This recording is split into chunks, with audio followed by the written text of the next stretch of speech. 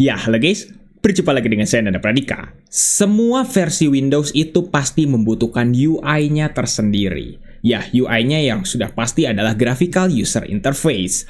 Tapi, khusus untuk Windows 10 dan juga Windows 11 atau Windows 10 dan juga Windows 11, UI tersebut juga diintegrasikan ke dalam file yang bentuknya adalah DLL. Seperti ini, windows.ui.apa gitu ya. Itu banyak banget dan filenya kurang lebih ada sekitar ya sampai sini nih.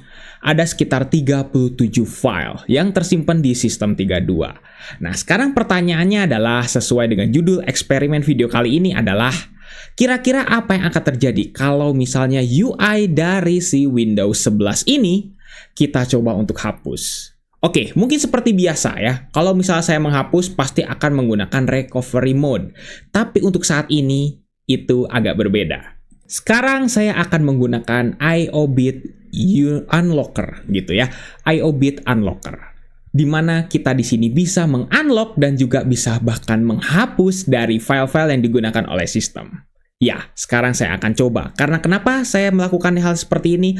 Karena ketika kita hapus langsung dari desktop ini, langsung menggunakan IO-bit unlocker ini, maka hasilnya kurang lebih seperti ini. Kita akan coba untuk force mode saja ya. Semua file yang tadi, yang UI tadi, itu kita hapus gitu ya.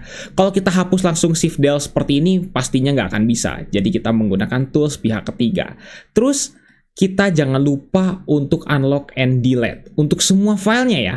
Nih, seperti ini, semua filenya ya. Ini statusnya ada yang not lock, ada yang juga yang lock seperti ini. Jadi makanya kenapa kita tetap butuh di unlock gitu ya sebelum kita hapus.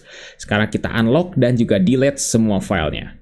Kita yes dan kira-kira apa yang akan terjadi? Di PC teman-teman yang asli jangan pernah lakukan ya. Dan kurang lebih inilah kejadiannya.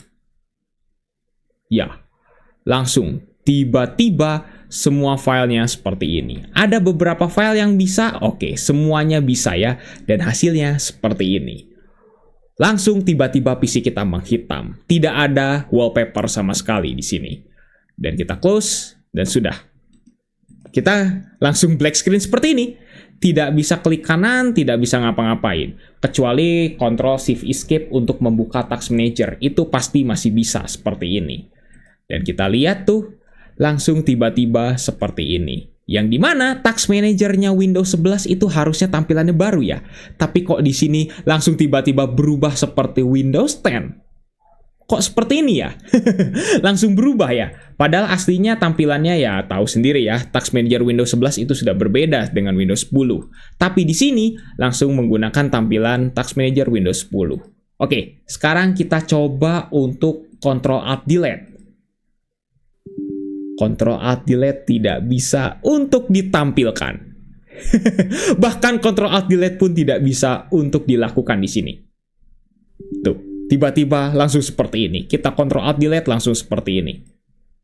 Tuh, langsung seperti ini. Ya sudah deh, kita coba restart paksa. Apakah bisa kalau kita restart paksa? Ya, kita restart paksa pun ternyata agak error-error gimana gitu ya. Coba tuh. Oke, sekarang baru bisa. Nih ya, kita restart paksa baru bisa. Dan kira-kira apa yang akan terjadi nih kalau misalnya UI-nya tidak ada? Apakah Windows kita masih bisa berjalan? Tentunya kalau booting masih bisa dong ya, karena ini tidak terpengaruh, karena itu hanya desktop saja yang terpengaruh. Dan logon UI tidak bisa diakses.